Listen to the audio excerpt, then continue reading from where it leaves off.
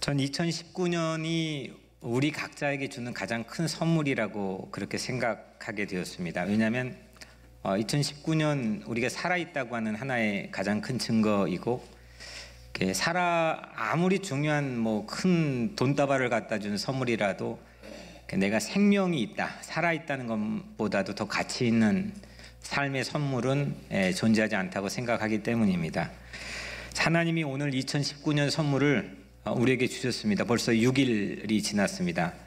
이 가슴 벅찬 생명에 대한 내 생명에 대한 그런 그 가슴 벅찬 감동과 은혜가 여러분들의 삶에 식어지지 않고 매너리즘에 빠지지 않고 올 한 해 내내 여러분들의 삶을 압도해서 여러분들의 행복한 삶, 문제를 이기는 그런 승리하는 삶이 되기를 주의 이름으로 간절히 축복합니다. 우리 성구 영신 예배 때 설교 제목처럼 느보산 정상에서 모세가 느보산 정상에 서 있으니까 그 약속의 땅이 동서남북 끝까지 다 보였다는 거 아닙니까? 생각하면 그 장관입니다. 조망할 수 있었던 장소, 오늘 이 자리가 바로 이 예배가 그런 자리입니다. 한 해의 가장 높은 곳, 처음 시작하는 이 자리에서 한 해 12월까지 여러분들의 동서남북 사방팔방에 하나님께서 미리 예비해 놓은 그런 파노라마 같이 펼쳐지는 그런 장면들을 오늘 여러분들 꼭 묵상하고 믿고 그렇게 은혜를 받게 되기를 주의 이름으로 축원합니다. 우리의 이게 장로교적인 신앙 고백으로 하자면 하나님은 예정 가운데서 4월 달에 우리가 만날 4월 달에 우리에게 지금 다가오는 무언가의 얼굴을 준비하고 계시는 거죠. 또 2월 달도 마찬가지고 6월 달에는 글쎄 어떤 아저씨가 우리를 기다리고 있는지 모르겠고 또 8월 달도 마찬가지입니다. 각기 다른 다양한 얼굴로 우리를 새날로 기다리고 있고 우리에게 마주 달려오고 있습니다. 이걸 우리는 가서 마주치는데 그걸 우리의 신앙 고백으로는 예정론이라고 합니다. 그걸 보자는 겁니다. 오늘 이 자리에서 느보산 정상에서 쫙 이게 동서남북 나를 향해 하나님이 예비해 놓으신 프라미스랜드, 이 예비하신 땅에 12달 동안 펼쳐져 있는 이 파노라마 같이 펼쳐지는 이 놀라운 장관, 여러분들을 위한 이 장관을 여러분들 믿음으로 꼭 보고 믿고 신뢰하기를 주의 이름으로 간절히 축복합니다. 오늘 얘기는 건축 얘기입니다. 이거 빌드업 얘기입니다. 건축이라고 하는 건 사실 저는 건축을 공부해 본 적도 없고 또 그래 해본 적도 없지만 한 번 딱 있습니다. 고등학교 졸업하고 노가다판에서 합숙을 하면서 몇 달 동안 하수도 공사를 한 적이 있습니다. 그래서 그때 일 못한다고 십장하는 그 매니저에게 엄청 혼나기도 하고, 익산 옆에 있는데 지금도 그 지나가면 건물을 딱 지나갑니다. 근데 이거 조금 철근 좀 나르고 그랬는데 몇 개월 동안 지금도 가끔 지나가면서 그 엄청난 건물을 보면 저거 다 내가 지은 것 같습니다.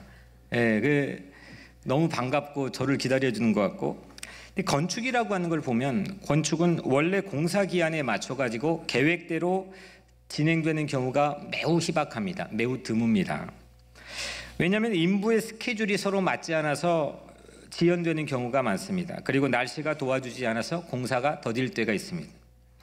자금, 이게 이 총알이 부족해가지고 공사비 지급이 늦어지면 이거 공사가 또 중단됩니다.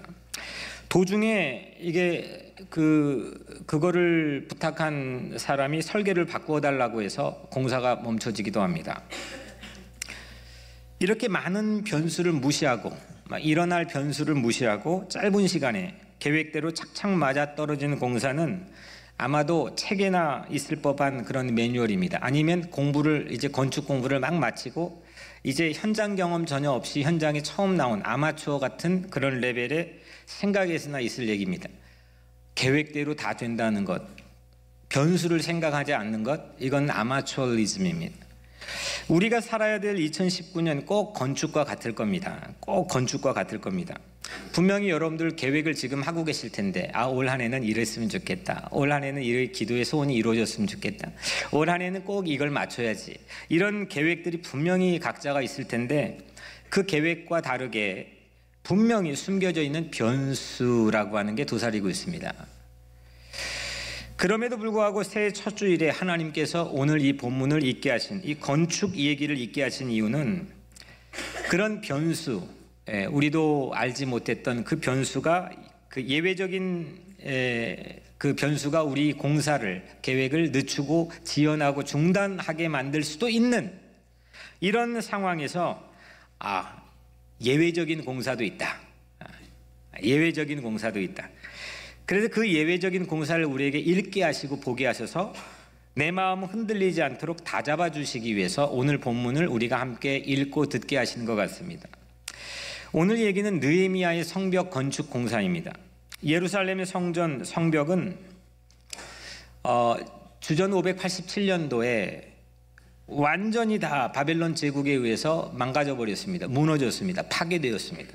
그리고 거기에 살고 있는 거주민들도 3분의 1 정도는 포로로 끌려갔습니다. 무자비하게 끌려갔습니다.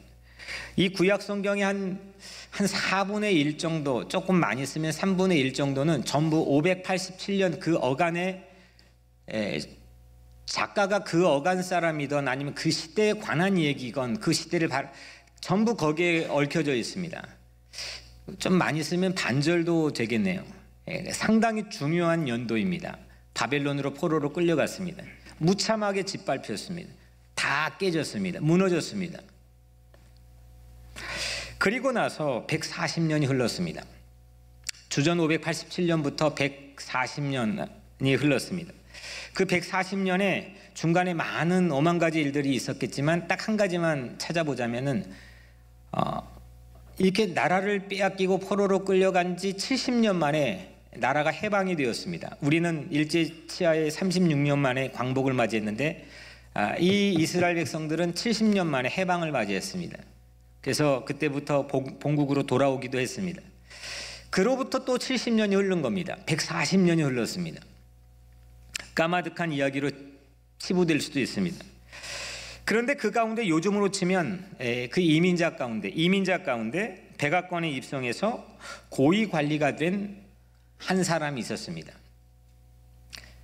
당시에 바빌론 제국은 이제 140년 지나니까 다 망해가지고 세계사에서 자취를 감춰버리고 그 자리를 대신에 페르시아 제국, 성경에는 한글 번역으로 바사 제국으로 표현되어 있는데 페르시아 제국이 세상을 통치할 때였습니다.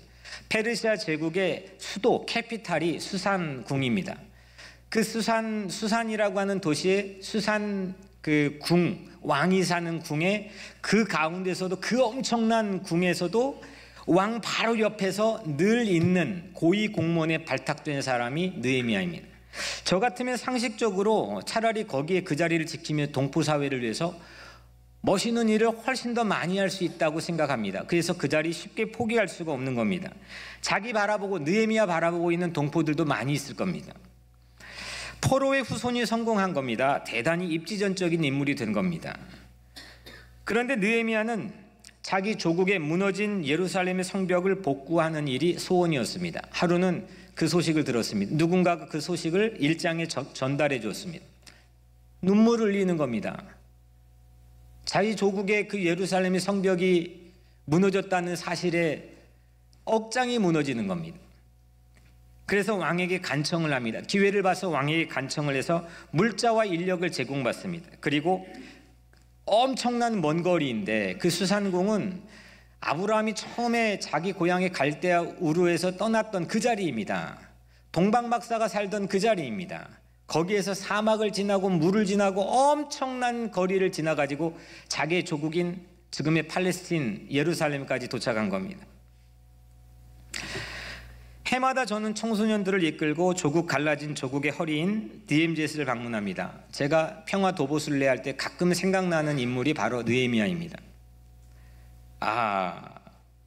조국에 갈라진 이 비무장지대를 걷는 마음과 매우 흡사했지 않았을까, 느헤미야 마음이 그러지 않았을까 생각나기도 했었습니다. 그런데 여러분들, 느헤미야가 무너진 성벽을 드디어 건축하기 시작합니다. 근데 가장 큰 변수가 느헤미야의 전체 책의 분량에서 아주 많은 분량을 차지하며 소개가 됩니다. 그 방해가 뭐냐? 내부적인 방해입니다. 아니, 이렇게 멀리에서 왔는데 환영해 줄 줄 알았는데 그 동포 가운데서 내부에서 방해를 하는 겁니다. 대표적인 두 사람을 소개하는데 산발랏과 도비아라고 하는 사람입니다. 이 산발랏과 도비아가 끊임없이 방해합니다. 매일 나타나가지고 방해합니다. 조롱했습니다. 비웃었습니다. 군사들을 보내서 위협했습니다. 모사를 꾸몄습니다. 정말 아마 그 지켜보는 사람도 스트레스를 받을 지경인데 느헤미야와 그 함께 온 일행들은 얼마나 큰 스트레스를 받았을까요? 이렇게 엄청난 변수가 나타났습니다. 공사하기도 바쁜 와중에 어쩔 수 없이 이렇게 군사를 보내 위협하니까 어쩔 수 없이 그 성벽을 건축하는 일꾼의 절반이 창을 잡고 보초를 서게 합니다. 그리고 밤에는 파수를 받습니다. 그리고 낮에 일하는 이들도 늘 긴장과 불안 속에서 일했습니다. 절반은 보초, 절반은 공사. 성벽 재건에 가지고 있는 역량의 100%를 쏟아 놓을 수가 없는 상황입니다. 이건 정말 방해하는 변수가 이만저만 큰 게 아닙니다. 그런데 여러분들 오늘 두 절을 읽었는데 첫 번째 절 15절에 성벽 역사가 52일 만인 엘루일 25일에 끝남에 52일 만에 끝났습니다. 이게 52일 만에 끝났다고 하는 사실이 얼마나 기적적인 일인가를 제가 한번 느껴보기 위해서 이 면적을 찾아봤습니다. 면적을 찾아봤는데 12만 1,405제곱미터 3만 7천 평 정도의 현대 공법을 가지고 아무 방해 없이 짓는다고 해도 그 성벽을 그 위치에서 52일 만에 세운다는 건 정말 기적 중의 기적입니다. 느헤미야 52일의 기적. 오늘 이 아침 신년 첫 번째 주일을 우리에게 같이 읽게 하고 듣게 하신 하나님의 의도가 있지 않겠습니까? 오늘 여러분들 우리 교회 2019년 그리고 여러분들 각자의 2019년 52주가 담겨있는 이 2019년 그것이 바로 52일의 기적이 일어나기를 주님은 축복하기를 원하시는 줄로 믿습니다. 설계자가 그린 설계도와 설계대로 공사해야 되는 이 백성들 인부들 사이에 그 어떤 잡음도 등장하지 않습니다. 어떤 의견 충돌도 보이지 않습니다. 조금치도 그 틈이 보이지 않습니다. 오히려 서로 돕고 밤에는 파수 쓰고 낮에는 일하고 경계하고 이걸 하는데 정말 기계처럼 팀워크가 돌아갑니다. 도리어 자신들의 집도 짓지 않은 채 텐트에 머물렀습니다. 그리고 무리의 절반은 창을 잡고 보초를 섰습니다. 무리의 절반은 남녀노소 할 것 없이 돌을 날랐습니다. 내 것보다 하나님의 것을 먼저 생각하는 한 마음, 이 한 마음이 이 느헤미야에서는 이 성벽을 52일 만에 기적적으로 완공한 주요 원인이라고 말하고 있는 것 같습니다. 2007년이었습니다. 지금부터 한 12년 된 거죠. 에일란 마자리라고 하는 유명한 성서 고고학자가 있습니다. 땅 파고 유물 발견하고 그게 연대 측정하는 그런 성서 고고학자인데 유명한 사람입니다. 이 사람이 예루살렘의 다윗의 궁전을 찾기 위해서 발굴팀에 들어가서 찾고 있다가 느헤미야 성벽의 부분을 발견했습니다. 느헤미야 성벽의 부분을 발견했습니다. 두께가 5m고 그러니까 전부는 아니고 부분인데 두께가 5m고 30m 길이의 성벽입니다. 근데 이걸 거기 그렇게 써 있지는 않았는데 제가 보니까 그 위치가 발견된 위치가 경사가 매우 급하고 공사를 하기 어려운 성의 동쪽 편 기드론 골짜기입니다. 혹시 성지순례 가보신 분은 이 기드론 골짜기 끼고 감람산에서 보면 거의 절벽처럼 그 무덤만 쭉 있는 그런 예루살렘의 성벽을 봅니다. 거기다가 도저히 성벽을 지을 수가 없는 겁니다. 정말 최악의 조건입니다. 공사를 잘 하시는 분에게 제가 한번 자문을 물어봤습니다. 이건 정말 어려운 겁니다. 그런데 그곳의 성벽 공사가 다 마무리된 시일이 52일째. 마지막 52일째 느헤미야를 비롯해 같이 함께 동역했던 사람들이 한번 얼굴을 상상해 보십시오. 얼마나 감격했겠습니까? 그날의 풍경이 16절 오늘 두 번째 마지막 절에 담겨 있습니다. 우리의 모든 대적과 주위에 있는 이방 족속들이 이를 듣고 다 두려워하여 크게 낙담하였으니 그들이 우리 하나님께서 이 역사를 이루신 줄을 알미니라. 이 말을 제가 좀 쉽게 풀어보면 이런 겁니다. 그날의 원수들의 기가 완전히 꺾였습니다. 52일의 기적의 배후에 하나님께서 계신 것을 그 원수들이 알게 되었기 때문입니다.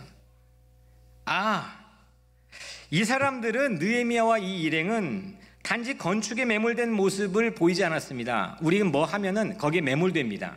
자식 성공시키려면 인정사정 말이야 하나님 뭐 믿는 거 상관 거기에 매몰됩니다. 내 비즈니스 성공시키려면 거기에 매몰됩니다. 종국적인 목표가 우리에게 눈에 보이지 않습니다. 근데 느헤미야를 보니까 마지막 파이널 그 풍경을 우리에게 보여주는데 건축이 전부가 아니었습니다. 건축을 통해 이 사람들은 하나님을 보여줬던 겁니다. 하나님을 보여주는 건축을 했습니다. 원수들이 그걸 보고 기가 꺾였습니다. 야, 쟤네들은 하나님이 진짜 가치 있는 사람들이구나. 하나님이 돕는 사람들이구나. 하나님이 저들 뒤에 있는 사람들이구나.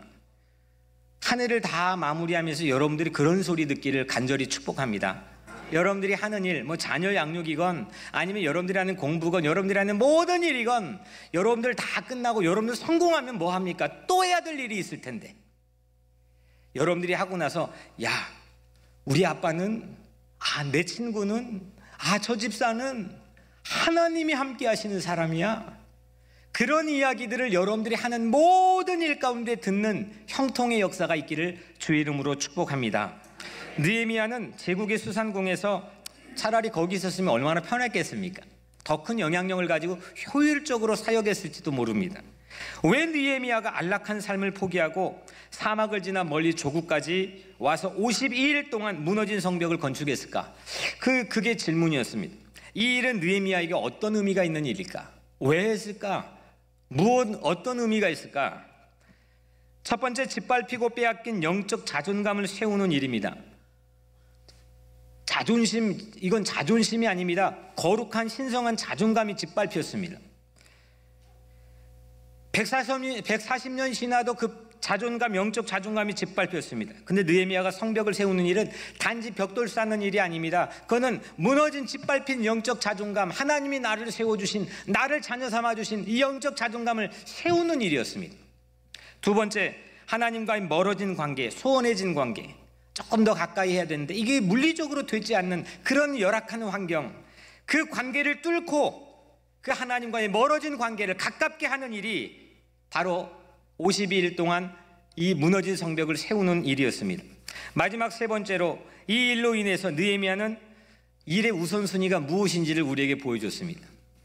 아무리 내 생각으로 효율적이고 아무리 내 생각으로 전략적일지라도 일의 우선순위가 진짜 무엇인지, 어떻게 해야 가치 있게 의미 있게 사는 것인지를 우리에게 보여줬습니다. 조국을 위해 애국하는 삶, 내가 사는 삶의 자리를 위해서 이타적으로 사는 삶, 하나님의 영광을 나타내고 하나님의 뜻을 위해 사는 삶을 우리에게 보여줬습니다. 느헤미야는 그걸 선택했습니다. 그 목표를 가지고 52일 동안 산발랏 도비아의 엄청난 방해도 흔들리지 않았습니다. 왜 힘들지 않았겠습니까? 왜 자괴감 드는 밤이 없었겠습니까? 이 52일 동안 안에는 아마 느헤미야의 잠 못 이루는 밤들이 하루 이틀이 아니었을 거라고 생각합니다. 하지만 그는 하나님의 손에 붙들려 하고자 하는 모든 일들을 종국에 다 이루었습니다. 2019년 우리는 어떻게 건축하시렵니까? 사랑하는 성도 여러분, 2019년 밝았습니다. 금방 5월 되고 금방 11월 될 겁니다. 어떻게 건축하시렵니까? 무엇을 건축하시렵니까? 왜 건축하시렵니까? 신성한 자존감을 회복하고 하나님과의 관계를 회복하고 사력을 회복할 수 있는 그런 2019년 준비된 줄로 믿습니다. 2019년 첫 주일입니다. 이를 위해서 하나님께서 우리에게 비전을 주셨습니다. 사랑으로 자라나고 세워가라. 가정 예배를 통해 나와 가정이 자라나고 1인 1사역을 통해 교회가 세워져 가고 1인 1전도를 통해 세상이 세워져 가고 자라고 세워가는 이 52주의 기적이 현실이 될 줄로 믿습니다. 그래서 2019년 느헤미야가 여러분이 되어 주십시오. 하나님께서는 52주의 기적을 여러분들 모두에게 선물해 주실 줄로 믿습니다.